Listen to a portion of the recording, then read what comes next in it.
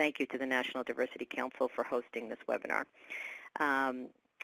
I wanted to mention that today's webinar on metrics that matter as it relates to moving women through the talent pipeline to senior leadership is specific to that particular issue, the issue of gender parity, but very much applicable throughout. And I'll mention that a couple of times just to remind you of that. I'm looking forward to delving into what that means and which metrics will really make a difference in closing the gender gap. Before we get started, I just wanted to let you know Chelsea Semiclose, who you likely may see on the chat, she's a member of the Lead Inclusively team, and she'll be posting some important links in the chat section, including an action plan that you can download and an evaluation link. Another important item, we highly encourage interactivity. There is a wealth of knowledge on this call. You can submit not only your questions, but comments at any time. Jim will do his best to synthesize those, and I will address them periodically, as he mentioned. I cannot see the chat bar, but Jim will actually be fielding those to me. Secondly, I'd like to announce that the third Champions of Change webinar will be held on September 18th at 8 a.m. Pacific, and the topic will be Champions of Change, Building the Case for Change. That session will focus on how to create a business case related to gender parity issues that hopefully your company cannot ignore, and it will also empower you to get the resources you need to take real steps towards gender parity in your organization. So would you please keep an eye open for the registration email. In the meantime, block your calendars, and Jim will be sending that to you. Last but not least, we don't have a hard stop in an hour. I will be available after the webinar for additional Q&A, but we will wrap up the learning portion within our allotted time to respect everyone's schedule. So I think that's it for announcements. Some of you attended part one of the webinar series, so I won't belabor my background, but for those of you who may not be as familiar, I'll share just the highlights so that you know that you're in good hands. I was an employment law litigator who had a landmark case in the area of diversity. I won the first class action under the Americans with Disabilities Act back in the 90s. And after that, I pivoted to international mergers and acquisitions law for two reasons.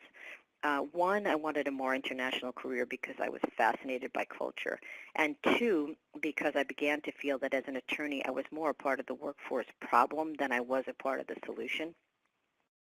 As an international mergers and acquisitions attorney, I developed a cross-cultural model that is now being used by EY in its talent division, Aon in its mergers and acquisitions division, and Deloitte in its global mobility division. I scaled that business to 65 countries and sold it to Ernst & Young, as Jim mentioned, where I became a direct admit partner in human capital, leading culture, inclusion, and innovation. And then after my earnout, I exited EY to lead my new company, Lead Inclusively, where we focus entirely on the connection between business performance and inclusion, serving clients like Qualcomm, Roche Pharmaceuticals, FedEx, and of course, many more.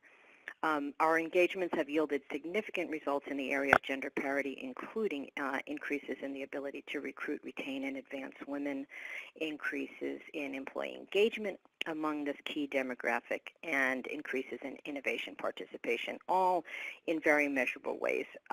So feel free to introduce yourselves in the chat bar as well by company and role. If you'd like to interact with your colleagues, interaction is a really important part of this webinar.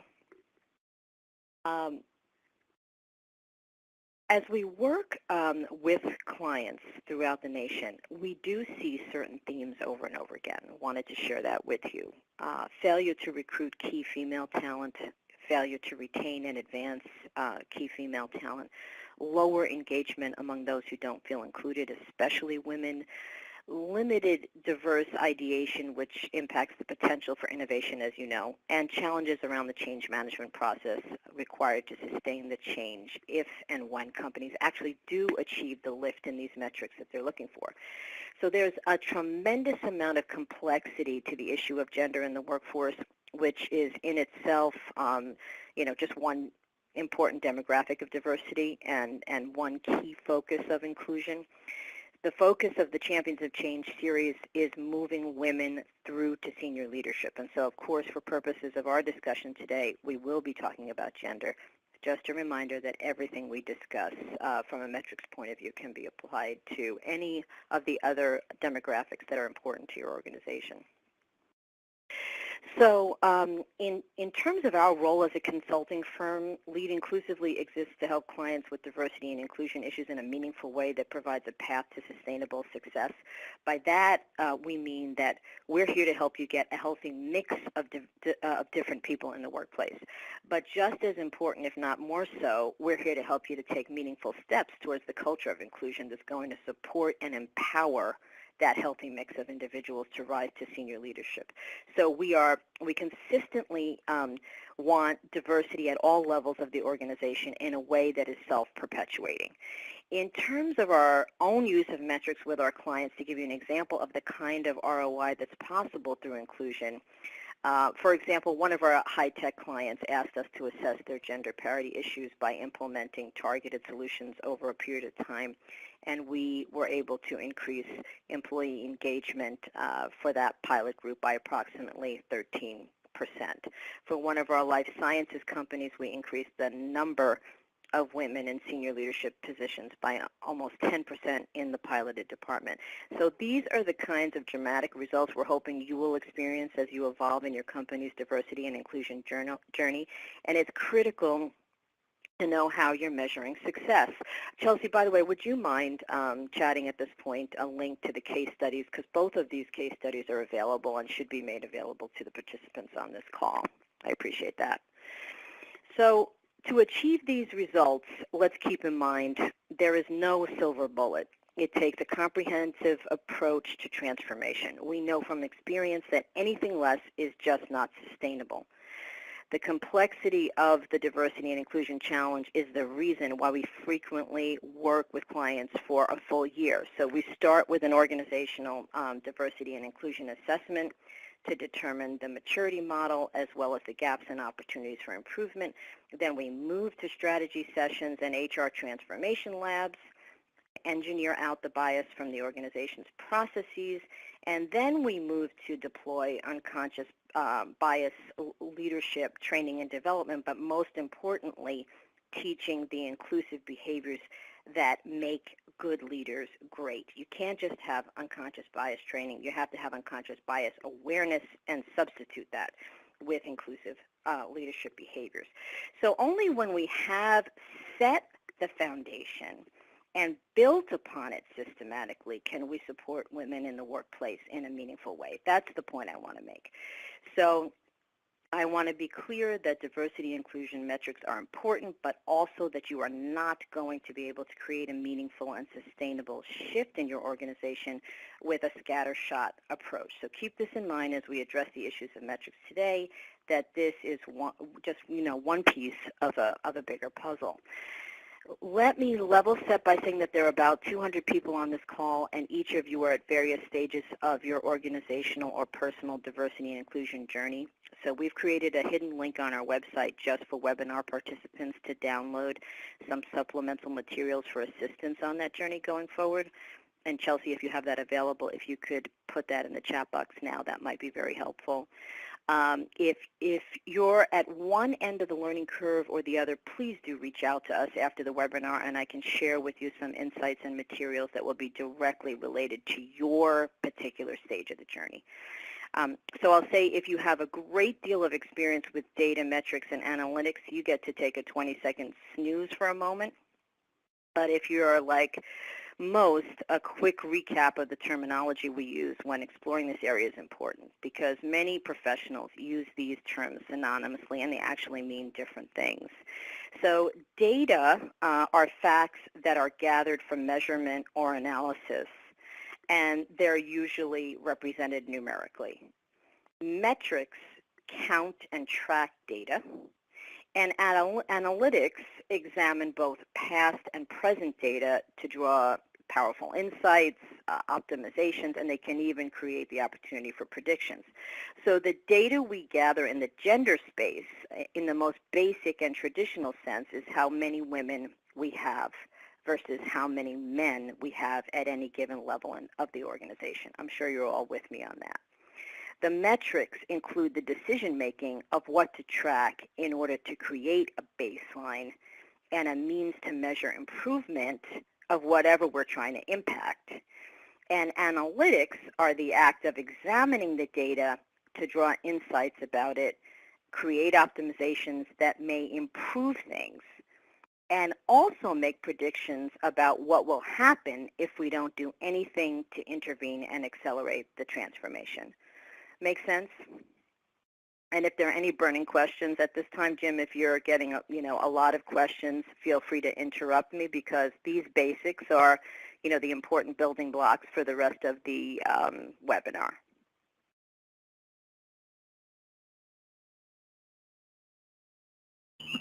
Hi, Denise.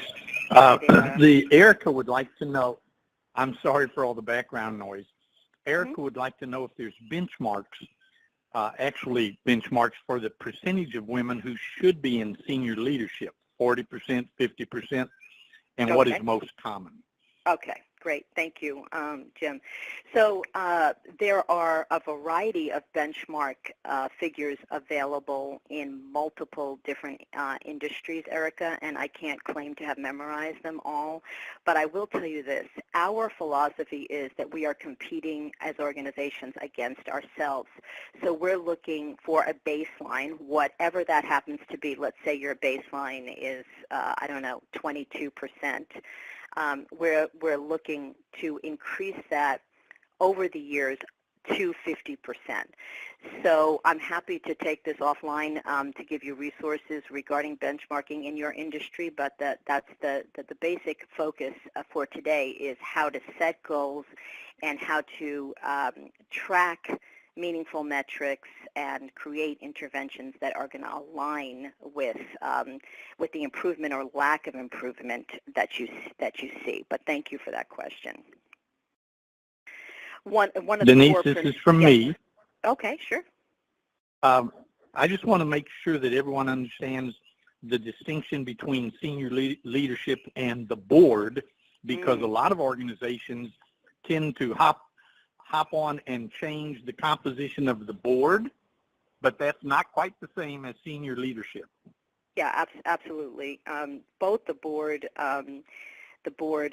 gender parity, and senior leadership is important. And Erica, probably as you know, we tend to lose women at around middle management, which often coincides with childbearing years. And so we begin to see the funnel reduce, and we go from, in some cases, gender parity at the entry level to diminishing levels at middle management to all the way up to only 6% in the C-suite. So very much of concern to all of us.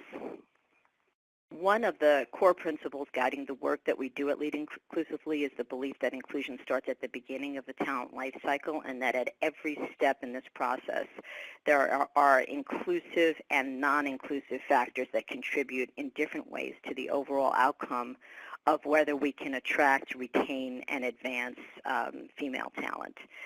Data can also be tracked at every step along the way to see how effective a given process is and where areas of opportunity are to improve or accelerate gender parity. So the talent life cycle includes all the steps that occur to bring an individual into the organization all the way up to when they leave. At every point, from the terms we use in our job description to how we evaluate a resume to our ability to set a diverse slate of candidates to be interviewed, to how we interview and what criteria we use, to whether we have diversity in the panel of interviewers themselves, to how our people are evaluated and managed through whether we have diversity in our succession plan, all the way through whether and how we conduct exit interviews is an opportunity to impact gender parity. And so choosing what to track and how to track it becomes a critical element in creating and sustaining diversity throughout the entire talent life cycle. Now, the responsibility for that impact varies, of course, at different points in the talent life cycle. For example, HR is going to bear more responsibility for ensuring that the recruiting is inclusive, whereas hiring managers have greater responsibility for interviewing, and people managers need to ensure that performance evaluations are conducted in an inclusive manner and that they utilize inclusive evaluation criteria. Now, if you can think at this juncture of other talent life cycle points, feel free to enter them in the chat bar now, because as I mentioned before, you can all learn from each other. Okay, let's get started. Diversity and inclusion metrics can do a number of things for us. If we are tracking the right things, they establish areas of weakness and strength in our D&I strategy.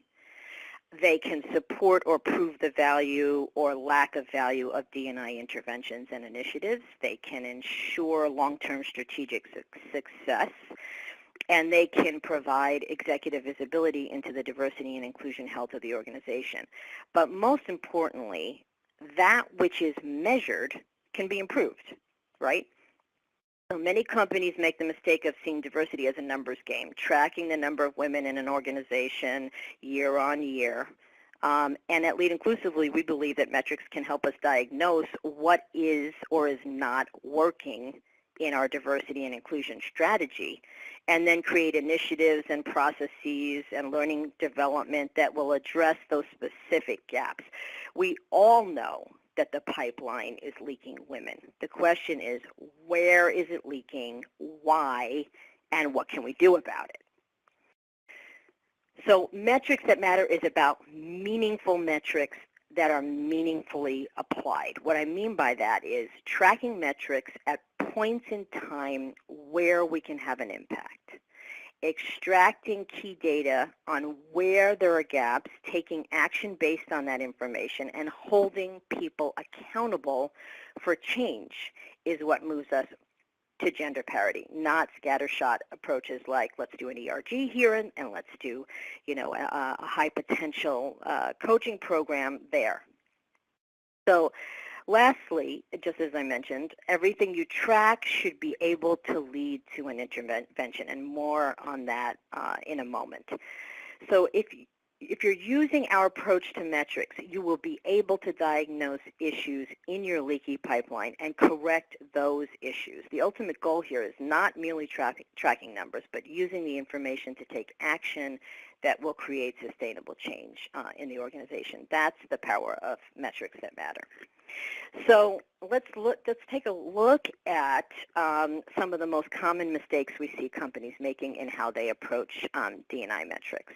The first is the tendency to track what I call vanity metrics. For example, a company might have a large number of women at the individual contributor level and very few women being hired or advanced to senior positions in the organization, so they only track the percentage of women in the company and not the breakdown by level. Second, some companies only track demographic information. A company that only tracks the number of women in the organization is missing out on a critical opportunity to track meaningful metrics related to what women experience in the early stages of arriving at the organization, how engaged women are throughout the experience at the organization, and what is causing them to stay or leave. Third, not using data to figure out where the pipeline is leaking. So with the information we present today, you should be able to figure out where your company suffers from a leaky pipeline, do something about it, and then track and demonstrate the improvement, plain and simple. Next, not setting targets. Of companies that track any type of diversity and inclusion data at all in the U.S., only 28% set targets related to that data. One example is that 72% of companies tracking gender data actively track the rate of women promoted in the organization. However, only 18% of them have set targets they are trying to meet for the advancement of women. And in no other area of the business would an approach like this be acceptable. Chelsea, if you have that citation for that study, I think everybody would appreciate having it in the chat bar. And finally, and perhaps most disconcertingly, companies often fail to track data at the critical points in the talent life cycle where it's most likely to lead to an actionable intervention. And this is what we mean by metrics that matter, and we'll bring these to light now. Now, if you have experienced other pitfalls or mistakes that you'd like to share, please enter those in the chat bar. Everybody's experience, and remember, it's not just successes but failures. Both are critical information, so to the extent that you're willing to share it, that would be wonderful. Before we get into the actual metrics that matter, Jim, now that we've set the stage, are there any questions so that we can level set any sort of disconnects before we move on? Yes, from Carla. She wants to know if she can get some gender benchmarks specific to industries. And I'd like to take a shot at answering that before you do. Sure. By Absolutely. simply telling Carla that at the National Diversity Council, we have what's called the Diversity First Toolkit with many, many dozens, well over 100 articles that we continue to gather both nationally and internationally. And so I'd encourage you, especially if you're a member organization, to investigate the toolkit. You can contact me to do that, and or let's listen to Denise's answer. Yeah, sure. I mean, and the other answer, Carla, is there is a limited amount of information in the public domain, and then there are whole companies that focus on this issue for paid data. And after this call, if you give us a quick email at info@leadinclusively.com, we can refer you to a company or companies that have that information so that you can explore that. Anything else, Jim? Okay, we got another question from Carla. She wants to know, how do you set diversity targets without quotas that bring reverse discrimination problems? Okay, so Carla, the simple answer is this. We are looking for gender parity. And let me qualify the term target, because sometimes it has a negative connotation. We're not any longer in an age of affirmative action, and some people associate the term target with that. By target, we mean goal. So the ultimate goal for most organizations out there that are promoting gender parity is 50%. That's the goal. You know, by that, I don't mean to imply that if you don't hit 50% that you're somehow a failure. But every company has to be competing against itself year on year in terms of trying to increase gender parity. If you're at, 25%, then to benchmark against other organizations doesn't really have that much meaning. But so what we advise our clients is to try to set a meaningful goal or target year on year. So you might be at, whatever, 25, 26%, whatever it is this year, and you might set a goal to be at, 32% next year, 38% the year after, et cetera, et cetera. So I hope that helps. Denise, I like to tell people that they need to consider diversity progress in 10-year chunks or a decade at a time, so they can essentially measure movement, especially when we get down to, sorry for the background noise, to the aspect, as you so appropriately point out, recruiting, because it's hard to move people out that are already entrenched. But if you begin at recruiting and set parity there, at least I'd like your opinion on this, then you can anticipate down the road that will result in the goals being attained. Right. But that's a kind of perspicacious look down the stream outlook.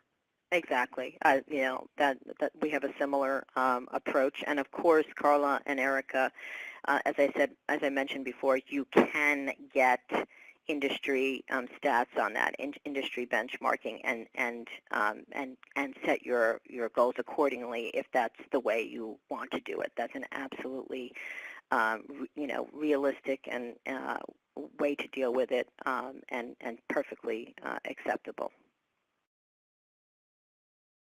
Okay, so let's move on to, we set the stage here. What are those metrics that matter? First of all, the important thing to remember is that the critical points in the talent life cycle to track gender parity are in the areas of recruiting and interviewing, as Jim mentioned, retention, development and advancement, and then lastly, organizational health. Meaningful metrics start with determining your objectives and setting goals. So and I'll use the term goals instead of targets because I think that could create some confusion. To begin with, you'll want to choose the area you intend to influence, right? So you may have an idea already of what the priority areas are for the business, or you may need to do an assessment to get a clearer view of where the greatest challenges lie and make those your priorities. Your priority may be to work towards one of the objectives, for example, that we've listed here. So if you, just as an example, if you have the objective of recruiting more women, one of your goals would be to ensure that your hiring managers receive gender-balanced candidate slates to review. Because if there are no women being interviewed, obviously no women are going to be hired, plain and simple. It sounds really simplistic, but there are so many organizations that operate through referrals or even referrals only, and if the only individuals who are being referred are men, you can see how that would be a serious problem. If your objective is to retain more women, your specific goal may be to retain, let's say, 90% of women at the company for 2 years or more. That would be a very lofty objective. But if your objective is in the area, for example, of advancing women, perhaps your goal becomes adding 5% women to the executive level next year. To include and engage women. Your goal may be, 87% employee engagement scores among women in the company at all levels. And just a reminder, it really depends on where the organization is as a whole. But what you're looking for, to a large extent, is the discrepancy that you see between women's scores and men's scores. So let me just say again, there are no right or wrong goals in my opinion. The only wrong is not setting a goal. So here's, let me give you a male analogy. Tracking data with no intention of setting goals is like keeping track of a batting average in baseball or times at base or number of strikeouts without ever having the goal of improving those metrics. There's a reason, for example, that sales departments create targets for a number of deals, revenue closed, size of the deal, net promoter score. That's what you do in business. We're not mere observers in our own performance, but rather we're striving to reach or exceed goals in order to improve, whether that's in our own personal, professional, or organizational life. So when you create your metrics plan, we're going to suggest that you use the Lead Inclusively Meaningful Metrics template. You'll start by defining a goal, you'll identify the data you will track, and you'll establish the metric, right? You'll analyze what can be done to impact that metric. And once you are actually tracking the data, you'll determine what action or actions you will take to work towards that stated goal, and of course monitor the progress with an eye towards continuous improvement. So we'll show you a sample template for each of the areas that influence gender parity. But for now, I would like to focus on two critical areas of the template in greater detail. And that is what metrics to track, and then a sample of the interventions that you can impact, that can impact those metrics so that you can be in a position to decide whether you are tracking metrics that matter. In the area of recruiting and interviewing, the metrics that matter start with the percentage of women being interviewed for a specific position. If you find that you don't have enough women applying and therefore do not have an adequately diverse slate to interview, then you might consider an intervention like placing job posts with a woman-focused professional association so that more women are exposed to the opportunity. By the way, I can only mention about one intervention, per example, so that I can get through for you all the different stages. But feel free to chat other interventions that you have found helpful to help your colleagues. Other metrics that matter in this area are the percent of applications from women by source, the percentage of offers made to women, percentage of women hired by level, and the percentage of women on interviewing panels. Interventions that can impact these metrics and help them to move in the right direction are so many. I mean, you can establish a blind candidate tracking system to help remove any unconscious bias from the candidate selection process. You can use software like Textio, that's Textio, that identifies job descriptions that use language considered unfriendly to women.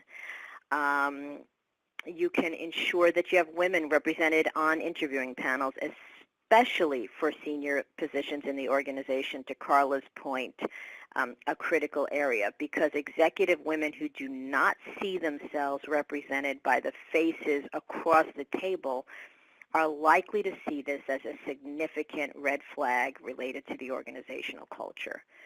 So hopefully you're beginning to see that the metrics that matter are those that we have a direct opportunity to improve. With retention, you can use that same format to think about metrics related to retention. So some metrics that matter in this area would be the percent of women retained 2 years and beyond, the percent of women who left voluntarily by level and department, the percent of women terminated by level and department, and last but not least in any way, the qualitative information you glean from exit interviews, such as why they chose to leave and what factors influenced their decision. So now, before anything else, it's your turn. So for the metrics that matter to retention, please go ahead and write your thoughts in the chat bar on potential interventions you might make to have an impact on these metrics, because you're basically reverse engineering the process, right? If you think about the interventions, you'll know if those metrics matter or not. And Jim, if you are getting responses, if you could read out a few before I continue, that would be awesome. I'll pause.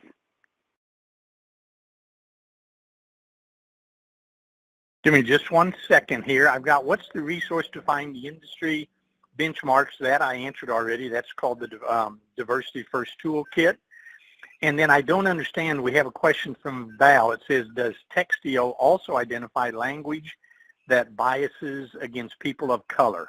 I don't know what exactly what that question means. Yeah, so I do. Basically, Textio is a program that is focused on trying to neutralize job description language so that it is not heavily male-focused. I actually am not sure whether they have incorporated into that program an element that impacts neutralizing the language across racial or national, cultural differences. So, but I think it's either textio.org or textio.com. So I would take a quick look at that. And you can also email us, and our VP of Technology can answer that question if you specifically mention that in the subject matter. Okay, and then we've got some in response to your particular question. We have professional development, mentoring programs. That's from Nicole. Okay, Hi, great. Nicole. We Hi, also Nicole. have professional development, sponsorship and mentorship, transparency with stretch assignment. Nice. And that's from Kimberly. And then Rebecca, understand exit interview data to see what trends it points to regarding women leaving the organization. And Carla says, implement alternative work schedules of flexible work schedules for working partners. And will there be some information from Kathy for companies who have been measuring for some time and are seeking more advanced interventions and measurements. For Kathy, absolutely. We need to take that offline, but contact me, and I am happy, thrilled, in fact, to share that with you. It's really exciting when companies are so advanced that they can ask that question, because it gives me a great deal of hope and inspiration that we're going to be able to close this gap. All right, let me continue then. And let's see. You guys have really done my job for me for the most part. I think almost everything was mentioned. The only thing that was not mentioned was the regular pulse surveys. So checking in with key diverse talent within the first 30, 60, 90 days is so helpful. And those pulse surveys do not have to be complicated. They can be open-ended questions, Likert scale, but you're asking questions like, how would you describe your adjustment? Is there anything you wish would be different? Is there any assistance that might help you with your integration to the firm? Those kinds of questions have so much functionality, from making people feel included to actually leading to an intervention or assistance that could very much smooth the waters in terms of that individual's successful integration and retention in the firm. So great job, everybody! You're already getting close to being experts. So keep it up. So similarly, I do have one other one that came in. Okay, great. I'm sorry, Denise. Women re-entry into the workforce. Love it. So one of the key, as you know, the pipeline leaks right around middle management usually, and often that is because women are not strategic in reaching out about their departure and return, and the organization does not have these discussions and also meaningful programs in terms of keeping in touch with these women, so that there is more of a chance that they will return and return in, let's say, more of a timely manner. On to development and advancement, another key area that you can impact. If your company has the goal to have equal representation of women at the top of the organization, or as close to equal as possible, then there have to be women on succession plans, right? There have to be women in leadership development programs and so on. However, it's important to realize that the other aspects of the talent pipeline influence this area as well. For example, an organization that has trouble recruiting or retaining women won't have enough women to advance through the pipeline to take those key leadership roles. So metrics to consider in this area are percentage of women in leadership development programs, as was mentioned before by one of our colleagues on the call, percentage of women in succession plans, and so many of our clients do not have succession plans at all, but when they do, having, meaningfully deciding what the diversity should be in those succession plans is helpful. Percentage of women promoted, percentage of women versus men. Well, this is all women versus men opting out of promotion, and percentage of women promoted by level and department. By the way, this percentage of women versus men opting out of promotion is critically important, because having that difficult discussion with a high potential woman about why they are leaving, or whether, as Sheryl Sandberg said, they're leaving before they leave, is very, very critical. So this is your turn again for the metrics that matter to development and advancement. Please go ahead and write your thoughts in the chat bar on potential interventions or even other things to track. And Jim, just give it a few minutes, and if you could read those out as they're coming through, that would be great.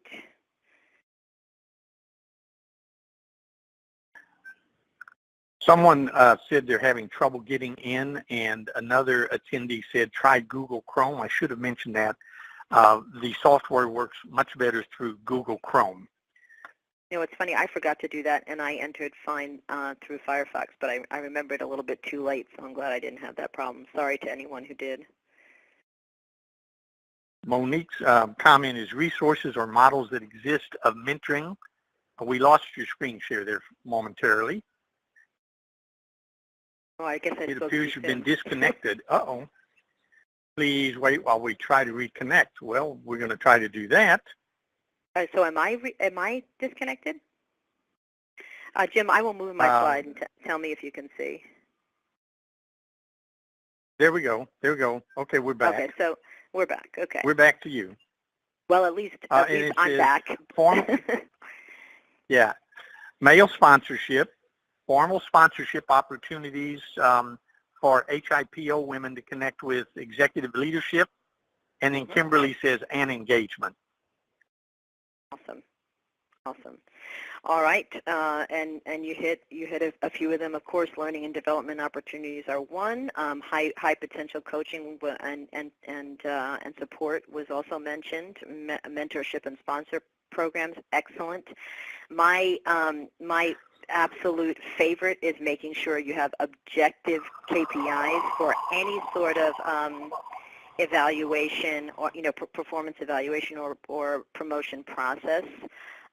Clear requirements on how to advance to another level so that women can have discussions with their managers. The statistics are that women do not have those discussions.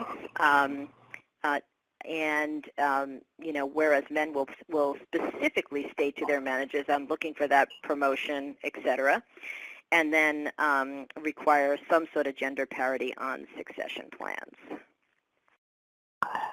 Nicole also added, my good friend Nicole, tuition reimbursement and cross-training. And Val said, unofficial networking settings need to be family-friendly. People with small kids aren't going to the bar after work, even if only drinking latte. Single moms likely can't afford. I've got these comments are just coming in fast and furious. Can't afford golf club membership. Now, that's a pretty good target hit. Male sponsorship. Rebecca said, that's from Kimberly. Rebecca says, formal sponsorship opportunities for women. I think we've already covered that. And it says, above the first one. You missed mine. That was from Val. Sorry, Val. I hope we got you. And Kimberly says, an engagement. Okay. All right. This is fabulous. And by the way, the golf issue is real. In fact, we have a Champions of Change program, a full-day program, men in one section being led by me, women in another section being led by Dr. Stephen Jones, coming together in the afternoon to practice what we've learned. And the workbook that we created and the artist that we hired to create the metaphors is all golf. So we call it, Champions of Change, but we use golf as a metaphor exactly for the reasons that were described. I loved the business of networking, family-friendly, with the latte, et cetera. That was awesome. Just really wonderful. So you've... by the way, Kimberly Kimberly wants to know if there's studies of why women do not have these conversations about advance. Is it similar to not applying for the job? Great question, I think. Yep. So, Kimberly, there are so many. I'm not going to call them studies, but I will call them articles and thought leadership on this subject, including the whole concept of the imposter syndrome, the whole concept that women will often not apply if they see that there are 5 criteria for a promotion, for example, but they only meet 4 of them. They will not apply, whereas men will apply if they have 2 to 3. So there are various articles and thought leadership on that subject. And Kimberly, it sounds like you and I should really have a call later because you have a lot to offer and good questions. And Kathy wants to know if it says, my understanding is women will sit and wait for advancing to be awarded for good performance versus asking for them. Yeah, and that's exactly what I mentioned before, is that men will go to their managers and say, so for the recent example I read in an article was, a woman was passed over for partnership in a law firm, clearly more qualified for her male counterpart who got the position, and when asked The manager said, the partner said, well, you never came forward and said anything. I just assumed, you have young kids at home, et cetera, et cetera. And Bob or Billy or whoever he was coming into my office every other month to talk about was he still on track and was there anything he needed to do to advance to partnership that he wasn't already doing. So yes, that is extremely commonplace. And if you sorry, guys, it looks like I got ahead of myself here all the way. Let's see, okay, here we are. I think we've mentioned just about everything on development and advancement at this point, and I will move on. So if we talk about organizational health, the metrics that matter to overall gender parity are percentage of women by level and position, percentage of women by department, percentage of women on the board, percentage of women on executive teams, and percentage of women by level that meet or exceed employee engagement scores of lateral men. So what you want to really be on the lookout for is the scores, the employee engagement scores by level of women compared to men. And this is an absolutely key area where we are seeing significant problems, and they are problems that do have impactful interventions. So for the metrics that matter to organizational health, again, please go ahead and write down your thoughts in the chat bar, and then I'll give you my 2 cents, too, to try to complement what you've already written in there. Denise, Ursula popped in and said, and I love this one too, women need tips on how to respond to no. I love it. Yep, absolutely 100% true. We tend to, think that no is this authoritative word, and we don't have the capacity to push back on it. And, being able to say, I'd like to just test that assumption for a second, or I'd like to push back on that a bit and offer you some different thought leadership on the subject that I think could be very important to the organization. I could go on and on about the different ways to push back on no, and you're 100% right that it is very significant. By the way, Denise, just a time check. It's 10 minutes of the hour. Exactly. Okay, so I will then fill in a couple of other things, which is that you want to ensure gender parity on all candidate slates, ensure executives are receiving training on bias, fill those empty board seats with women whenever you can, add a board seat if you have the capacity to do that in your articles of incorporation to fill it with women, and evaluate your gender pay gap, which, by the way, in some jurisdictions is not is not a nice to have, but mandatory. So let me move ahead, and we'll save some time for questions, but I do want to make sure that you know this. We have some sample worksheets we can make available to you.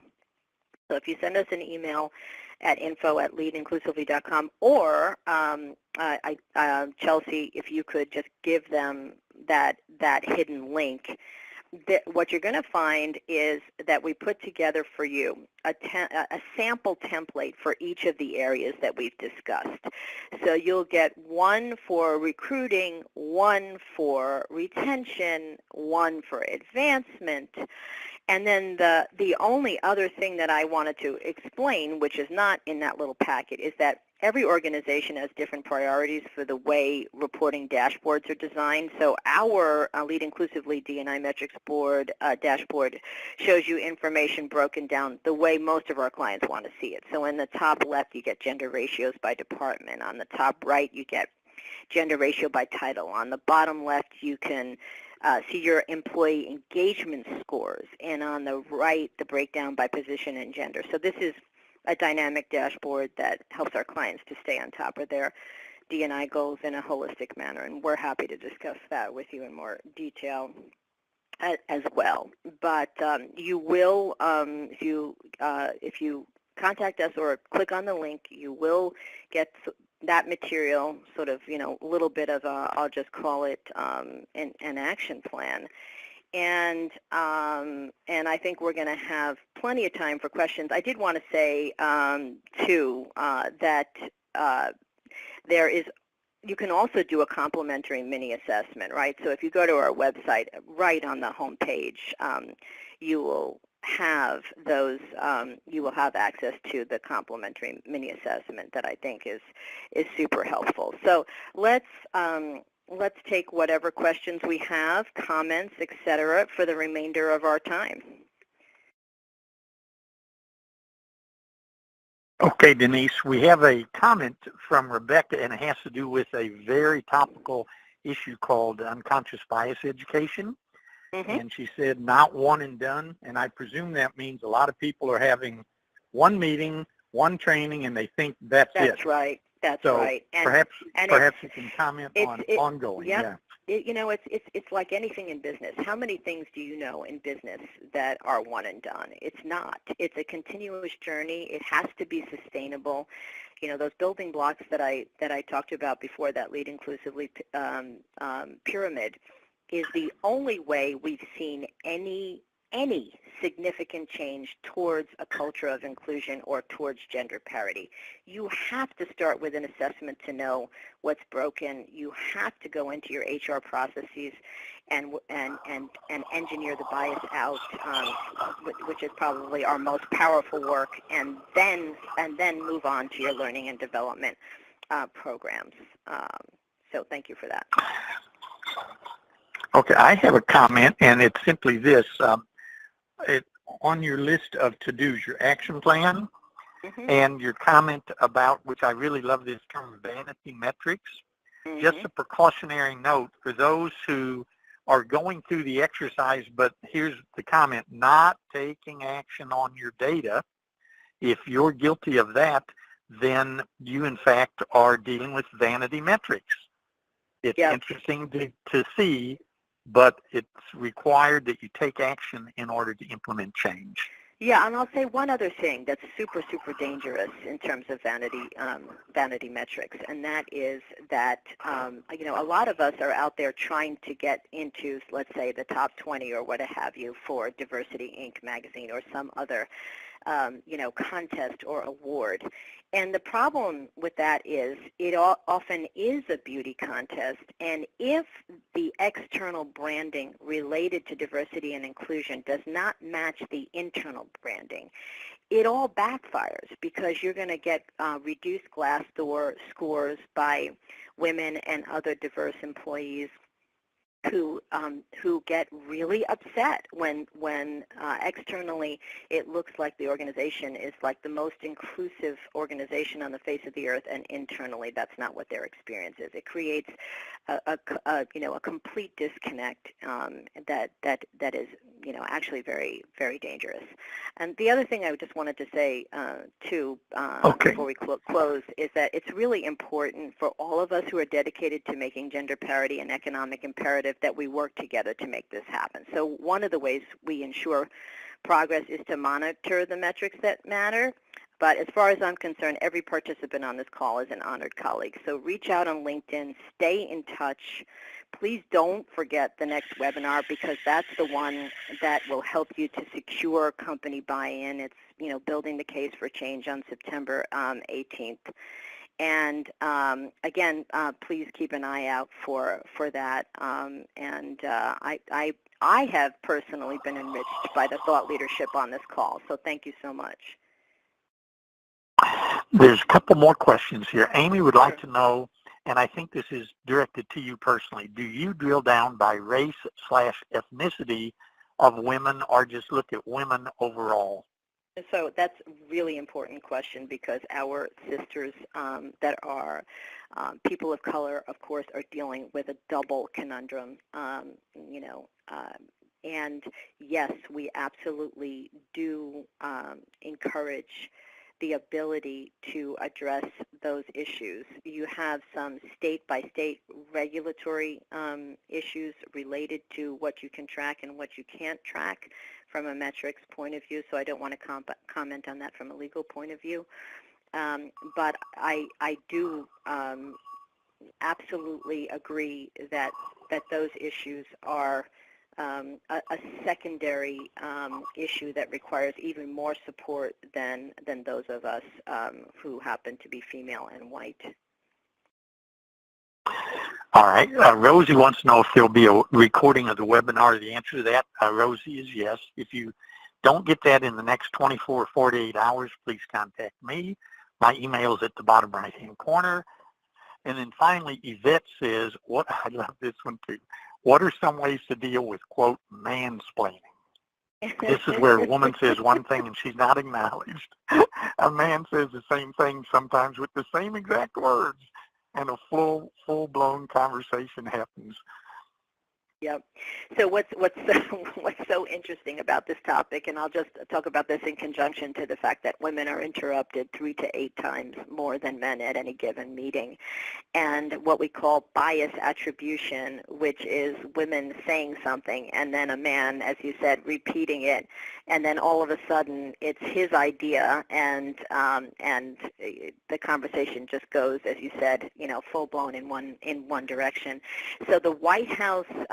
Actually, under the Obama administration, the women of the White House instituted a process by which they agreed to band together, and if a woman was interrupted or her statement was attributed to another man, they would stop and say, something like, Yvette, would you continue with your thought, or something to that effect?